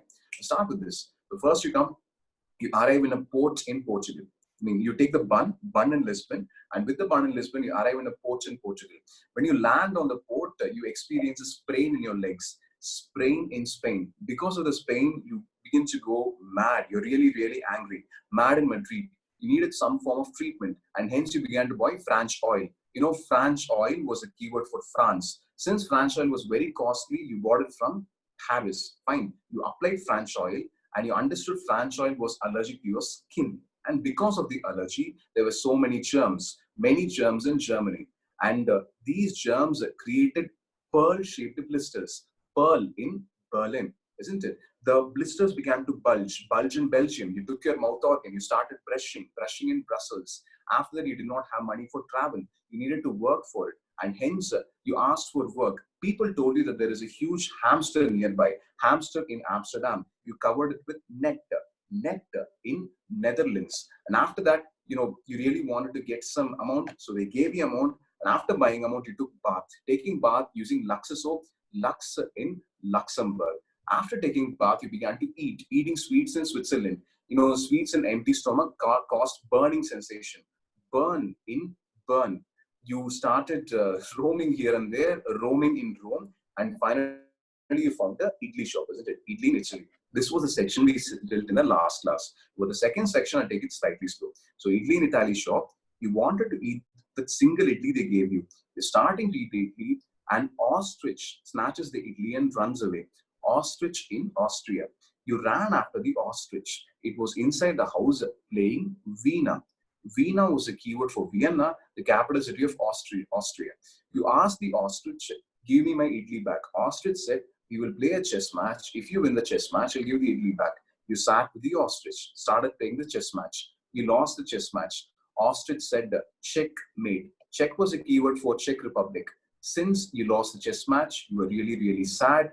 And since you were sad, you were walking really slowly. Slow walk in Slovakia. Since you did not eat anything since the morning, your stomach is very hungry. Hungry, keyword for Hungary. Since you were hungry, you would eat anything. Remember the market area. There was a 4 feet cockroach, pink color cockroach. It was walking. You hit the cockroach, took the entire cockroach, started eating it alive. Remember? So cockroach is a Bada pest. It's a big pest in Budapest. So once you create commotion in the area, the mafia boss of the area, the gangster of the area comes there. Crow is the boss. Crow was the keyword for the country, Croatia. Fine. And boss was the keyword for the extended country, Bosnia and Herzegovina. I just want you to remember Bosnia. That would do. Crow asks you, I told you, imagine white color crow with the coat and stuff.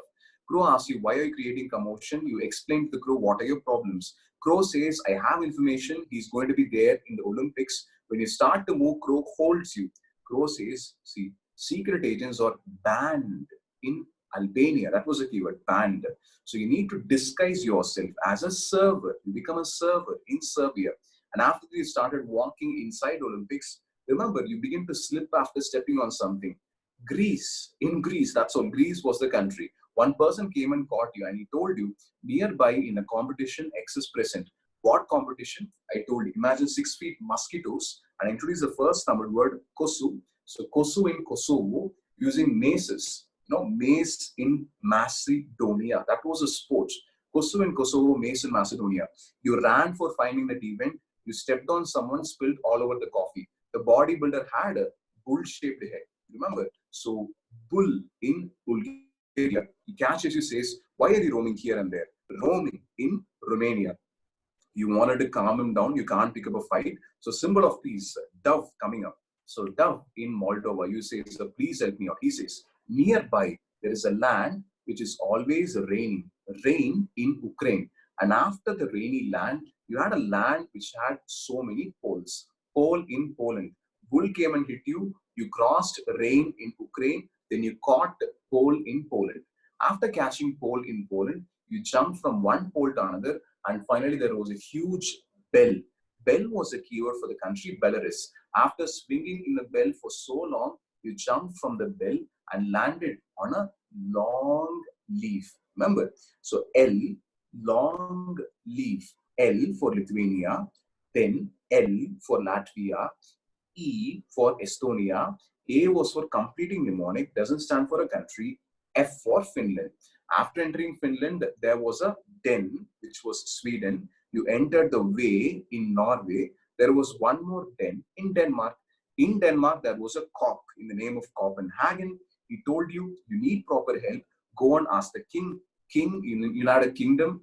And we cited the king's daughter in United Kingdom. The king got very angry. You drew the king's ire in Ireland. And finally, he put you in a land of ice in Iceland. So that covers the mnemonic section for your people. And if you had properly followed the class, now you have 80 plus countries with you, and you got a proper spatial idea also. I will share the map with you, and I'll tell you what countries we haven't covered, and we'll close the class. Just 2 to 3 countries. Just hold on. Description we'll see next class, no problem. See, 3 countries, okay? There is a small country, Slovenia, this one. Slovenia is here. There's one more country here, Montenegro. So these countries you have actually skipped. And there was one more question, sir. Is this Russia? Yes, it is Russia. That's clearly given in the map. So this section is owned by Russia, this landmass. See, not just country 1, country 2 also. There are smaller countries. For example, you see this place, Monaco here. This is a very small country. It's found between France and Italy. You'll find one more small country, Andorra. This is a country between Spain and France. You'll find one more country, San Marino. Yeah, this is a small country in Italy. You'll find one more small country, Liechtenstein. Is it clear? See, why have we left it? I'll tell you. These small countries which you find right there, isn't it? Their international importance and relevance was very less. That is why confidently I had ignored them. If you want to, you can always integrate it as part of your own mnemonic session. So to address the question on Turkey and Russia, see, Turkey and Russia will be dealt when we come to Eurasia. The countries are Turkey is partly European, partly Asian. So I think when it comes to Eurasia, I'll be in a position to handle that part. Okay. So I'll repeat again. What are the countries you missed? See, we haven't seen Slovenia right here. Montenegro, number 2. Monaco, number 3. Andorra, number 4. San Marino, number 5. Liechtenstein, number 6. The role and importance was less. That is why I've safely ignored those things. What does COP stand for? COP stands for Copenhagen. So, some of you might be having doubts. I just want to clarify. I've given the email ID already. Definitely send an email. I'll get back to your queries. And I think this week I won't be having classes for you. Just one last point before I close the meeting. See, next class, we'll be dealing with North America. Why am I... Okay, we need to understand the description for Europe. And description, I think, will take half the class, 1 hour, 15 minutes, 1.5 hours. After that, we'll be entering North America. And you know the importance of North America. See, Canada is one less important country in world affairs, but United States is the superpower of the world. Next class might be crucial. If not, so third class, we'll have mnemonics for USA. And fourth session, I think we'll have description of USA. So those classes will be crucial. So if you have further doubts, you can definitely text me out. See, Rotterdam is here. Just tell it for you. Rotterdam is here, the place I'm circling. Is it clear? When will we find X? We'll find X at the end of the map reading class. When we finish our journey, we'll be in a position to find X. So further doubts, you can always text me out. I'll just leave you here. So thanks for your time. Doubts, please text me. Is it clear? And I'll be able to take it up. Monaco is a country. Importance of Amsterdam. Please send me an email. I'll write the email again. No problem.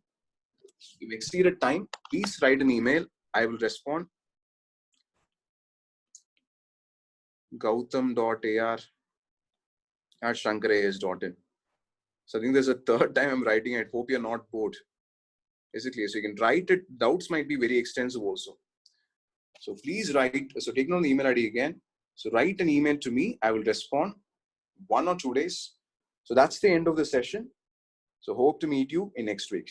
Thank you. Thank you.